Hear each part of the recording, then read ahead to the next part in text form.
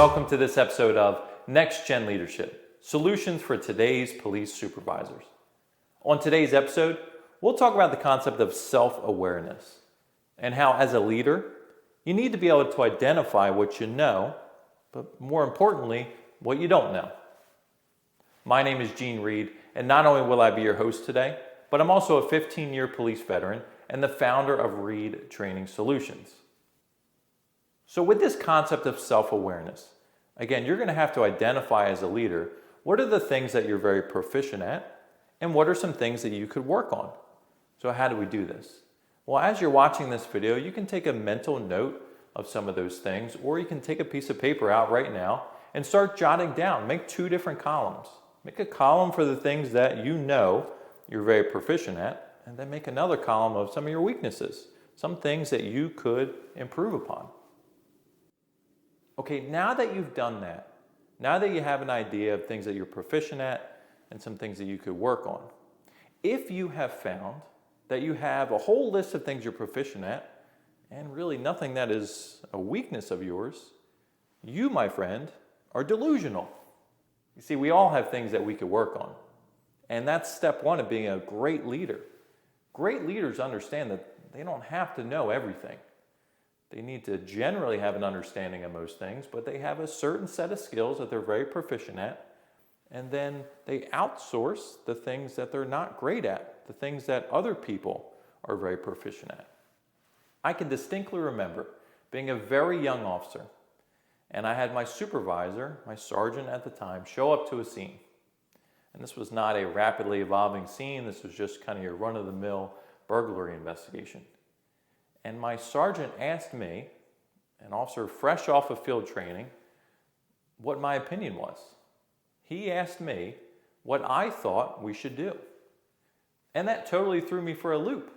Because at the time, I thought that sergeants would show up to a scene, tell me what to do, and then the job would get done.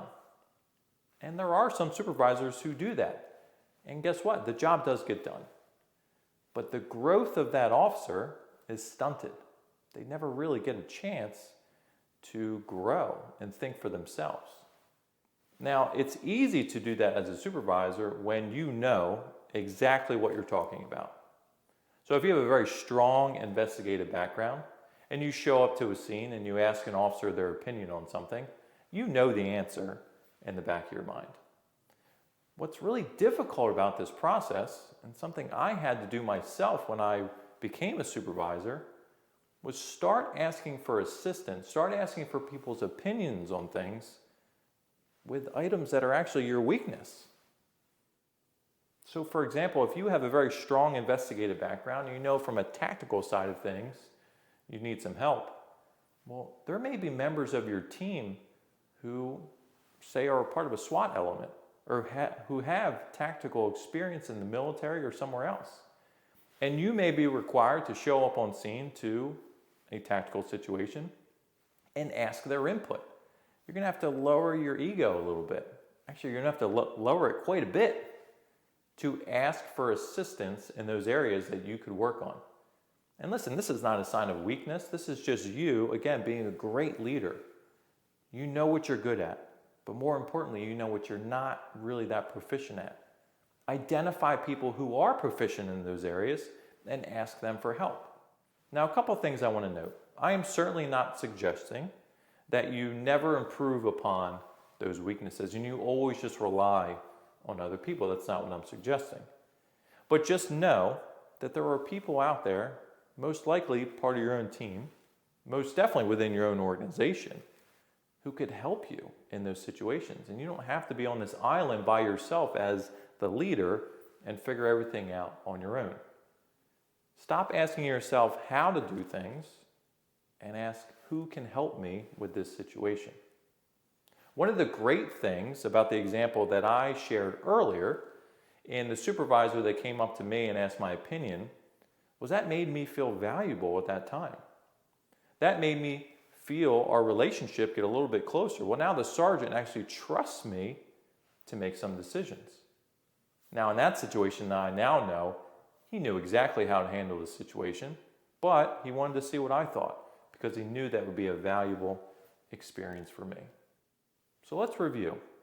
As a sergeant, as a lieutenant, as a captain, whatever your rank is, if you are in a leadership position, take note of the things that you're really good at.